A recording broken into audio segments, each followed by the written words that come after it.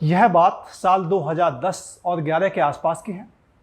एक लड़का जो कि 10,000 प्रति महीना के हिसाब से नौकरी किया करता था, लेकिन जिसके यहाँ नौकरी करता था उसका जो कैश होता था उसको वह बहुत बड़ी मात्रा में पैसा होता था, उसको जमा करने के लिए वह बैंक में जाया करता था। जब बैंक में आना जाना लगा रहता था तो कैश काउंटर पर एक लड़की बैठती थी। उस लड़की को देखकर लगता था कि इस लड़के के पास कितना सारा पैसा है, यानी कि यहाँ से बातचीत का सिलसिला शुरू होता है। एक दिन लड़की ने उससे बातचीत की और बातचीत का सिलसिला जब शुरू हुआ तो दोनों के बीच में दोस्ती हो जाती है। दोस्ती के बाद दोनों के बीच में प्यार हो जाता है और प्यार की जब प्यार की कहानी की शुरुआत होती है तो महज 7 दिन ही हुए थे अभी बातचीत का सिलसिला शुरू हुए, और 7 दिन में ही वो लड़की अपना सब कुछ यानी कि घर से सोना चांदी और घर का जो कीमती सामान था साथ लेकर के वो उस लड़के के पास आ जाती है और कहती है, मैं अपना सब कुछ छोड़ छाड़ के अब बस तुम्हारे लिए आ गई हूँ। लेकिन लड़का कहता है कि देखो, तुम जो भी अपने घर से सामान लेकर आई हो, सोना चांदी जेवरात, उन्हें वापस रख के आओ और उसके बाद फिर साथ रहने आ सकती हो। इस लड़के की उस दिन किस्मत बदलने वाली थी और वाकई बदल भी जाती। उस लड़की से वह शादी कर लेता है। लड़के का नाम अरमान मलिक था, जबकि उसका असली नाम संदीप था। लड़की का नाम पायल था। दोनों ने शादी कर ली और कुछ दिनों के बाद उन्हें एक बेटा हुआ। बेटे के जन्मदिन पर कुछ मेहमान भी आए थे और मेहमान यानी कि एक खास मेहमान आया था, उसकी पत्नी पायल की खास दोस्त जिसका नाम कृतिका होता है। अब कृतिका को देखते ही अरमान मलिक के दिल में प्यार उमड़ जाता है। जैसे 7 दिनों में पायल से शादी हुई थी, वैसे ही 7 दिनों में कृतिका से भी शादी हो गई। अब अरमान की 2 पत्नियां थीं। हिंदू रीति रिवाजों के अनुसार एक आदमी 2 शादियां नहीं कर सकता, लेकिन अरमान ने कहा कि वह जाट समुदाय से है। अब जाट होते हुए वो एक हिंदू यानी कि सनातन धर्म को मानने वाला 2 शादियां कैसे कर सकता है। इस पर काफ़ी बवाल भी होता है, चर्चा भी हो जाती है। लेकिन अब फिलहाल वो फिर से कंट्रोवर्सी में फंस जाता है और 2019 का एक मामला था। अरमान मलिक ने अपने नौकरानी के साथ रेप किया था। आज इस कहानी के माध्यम से हम जानने की कोशिश करेंगे कि शादी कैसे हुई, आखिरकार उसने उस लड़की के साथ बलात्कार किया था या नहीं किया था, क्या मामला है। नमस्कार, मेरा नाम है अमित सोलंकी।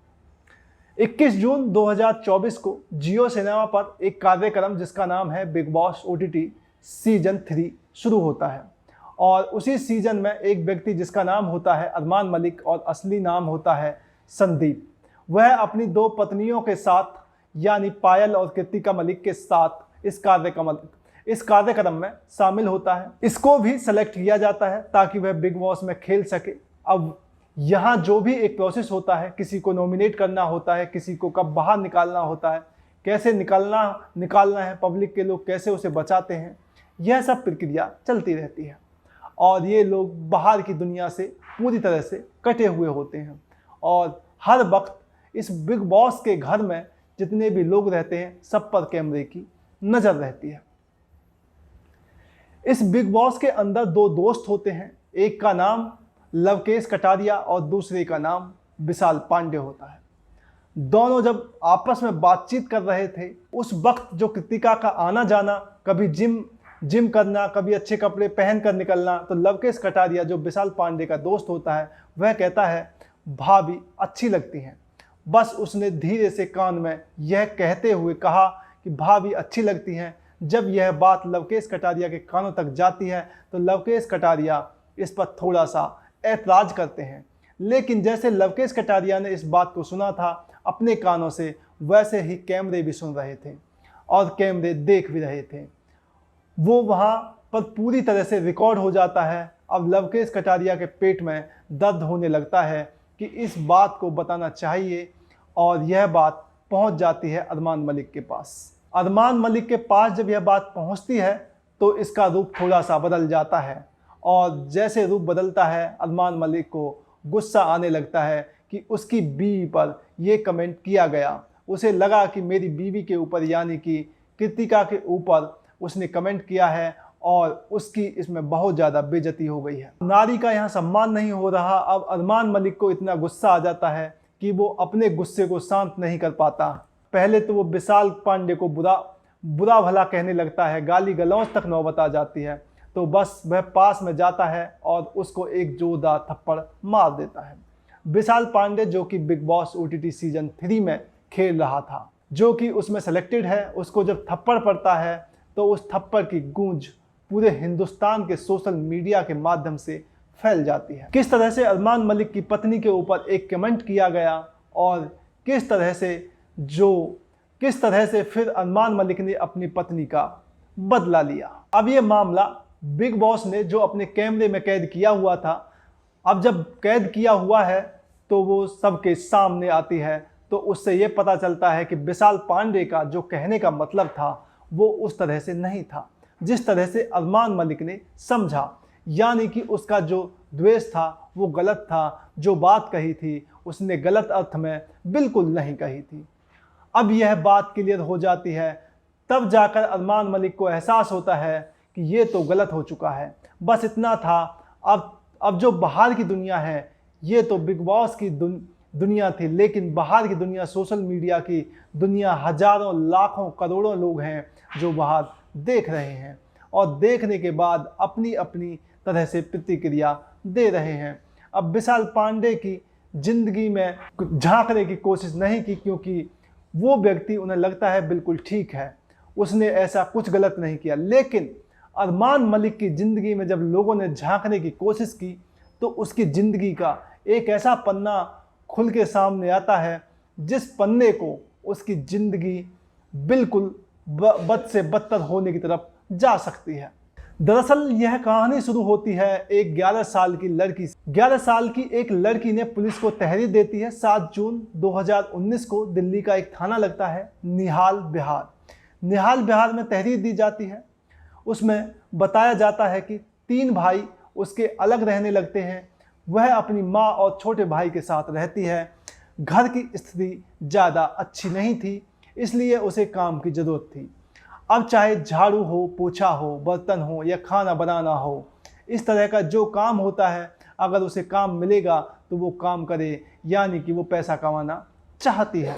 इसी बीच में उसे एक संदीप नाम के लड़के के यहाँ नौकरी मिल जाती है। वहाँ पर उसको उसके बेटे जिसका नाम चीकू है और उस चीकू की देखभाल के लिए, घर की साफ सफाई के लिए रखा गया था। एक वक्त ऐसा आता है, दिसंबर 2018 का ये वाकया था। परिवार के ज़्यादातर लोग अहमदाबाद गए हुए थे, तो यहाँ पर अरमान मलिक अपने घर पर रह जाता है। यह मीडिया रिपोर्ट कहती है, जब अरमान मलिक अपने घर पर रह जाते हैं और साथ ही जो एक सोशल मीडिया पर FIR की काफ़ी वायरल हो रही है, उस FIR में भी इस चीज़ का हवाला दिया हुआ है। अब यहाँ पर ये लड़की जो 11 साल की नौकरानी है वो घर पर रहती है और अरमान मलिक भी घर पर ही होते हैं। इस बीच में उसको एक इंजेक्शन दिया जाता है जिसमें बताया जाता है कि ड्रग्स का इंजेक्शन था। जब उसको नशा हो जाता है तो वह उस लड़की का रेप कर बैठता है। अब यह लड़की बहुत ज़्यादा डर जाती है, क्योंकि इसके साथ 1-2 बार मारपीट भी हुई थी। इस लड़की का जब रेप होता है तो वो डर की वजह से अपने परिवार, अपनी माँ या अपने बड़े भाई से कह नहीं पाती। अब जब कह नहीं पाती तो वहाँ सामने वाले के अंदर और हिम्मत बढ़ जाती है। वक्त आगे बढ़ जाता है तो कहते हैं कि पानी जब सर से ऊपर निकल जाता है तो कुछ करना ही होता है, क्योंकि ऐसा बताया जाता है कि उसके साथ फिर बार बार रेप होने लगता है। तब ये लड़की 7 जून 2019 को दिल्ली के निहाल बिहार थाने पहुंचती है। वहाँ पर FIR दर्ज कराती है और FIR दर्ज कराने के बाद मामला पुलिस तक पहुंच जाता है। पुलिस इस मामले में जो भी कार्रवाई होती है, चाहे धारा 161 के बयान हों या धारा 164 के बयान हों। जब बयान लिए जाते हैं तो बयान लेने के बाद पता चलता है कि इसमें पायल मलिक का भी इन्वॉल्वमेंट होता है, यानी कि नौकरानी के साथ जो हो रहा था वह पायल मलिक को भी जानकारी थी, लेकिन पायल ने कहीं ना कहीं अपने पति का सपोर्ट किया था। मामला जब अदालत पहुंच जाता है, चार्जशीट लग जाती है, अब आरोपी की गिरफ्तारी के लिए दबिश दी जाती है।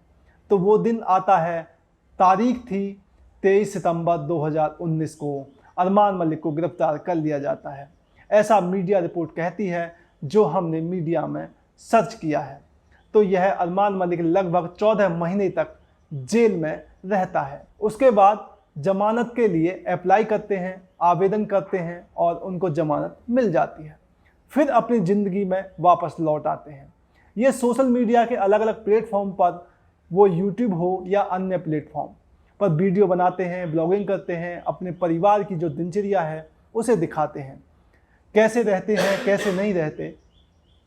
एक वक्त ऐसा था जब इनके पास 5,000 की रकम नहीं थी, तब यह अपनी माँ का इलाज कराने में भी असमर्थ हो जाते हैं और शायद तब इन्हें पता चलता है कि इनकी माँ की मौत हो जाती है। लेकिन आज यह दौर है कि इनके पास मिलियंस में फॉलोअर्स हैं, इनको करोड़ों लोग चाहते हैं। साथ ही जो इनकी पत्नी है वो भी ब्लॉगिंग करती है और दूसरी पत्नी वो भी ब्लॉगिंग करती है और अच्छी खासी इनकम भी हो जाती है। बताया जाता है कि लगभग 200 करोड़ के आसपास इनकी नेटवर्थ इनकम है। अब वो कितना सच है कितना नहीं, एक इंटरव्यू के दौरान इन्होंने खुद से ही स्वीकार किया था और एक इंटरव्यू के दौरान इनसे पूछा भी गया था कि जो आपके ऊपर एक 11 साल की लड़की का रेप करने का जो आरोप लगा है उसमें कितनी सच्चाई है कितनी नहीं। तभी अरमान कहता है कि मुझे कानून पर पूरा भरोसा है, जो FIR वगैरह हुई है वो FIR गलत हुई है और कानून इसमें अपना काम करेगा और जो दूध का दूध है और पानी का पानी हो जाएगा। और जिस दिन भी ये क्लियर चीज़ें सामने आएंगी तब देख लेना कि मैं बिल्कुल पाक साफ हूँ। उसने कुछ इस तरह की अपनी बात कही। पायल जो होती है वो भी कहती है कि झूठा मुकदमा है, लेकिन इससे तो यह साफ जाहिर होता है कि कहीं ना कहीं मुकदमा तो है। अगर मुकदमा है तो बात चल रही है और मामले में चार्जशीट लग चुकी है, अदालत में विचाराधीन है। अब अदालत में जो सबूत रखे जाएंगे, जो बयान होंगे और जो भी इसमें जांच पड़ताल की गई है, इस रिपोर्ट के आधार पर कानून अपना काम करेगा। अब ये दोषी पाए जाते हैं या नहीं पाए जाते ये तो भविष्य में ही पता लगेगा। लेकिन जिस तरह से बिग बॉस OTT सीजन 3 में विशाल पांडे को थप्पड़ मारने के बाद यह बहुत ज़्यादा चर्चाओं में आ जाते हैं तो लोग इनकी निजी ज़िंदगी के बारे में झांकना शुरू कर देते हैं और इनकी 2 पत्नियों की बात हो या फिर 11 साल की नौकरानी के साथ रेप की बात हो, यह चर्चा का विषय बन जाता है। यदि ये FIR सही है, ये चार्जशीट का मामला बिल्कुल ठीक है और अदालत में ये सबूत सही पाए जाते हैं तो अरमान मलिक को उम्र कैद तक की सज़ा भी हो सकती है। वाकई जो भी हो सो यह क्लियर तभी हो पाएगा जब अदालत अपना निर्णय देगी। दोस्तों, इस पूरे घटनाक्रम को सुनाने का उद्देश्य किसी को परेशान करना नहीं है, किसी का दिल दुखाना नहीं है, बल्कि आपको जागरूक करना है, आपको सचेत करना है। एक और सच्ची घटना के साथ आपके सामने हाजिर होऊंगा। तब तक के लिए नमस्कार।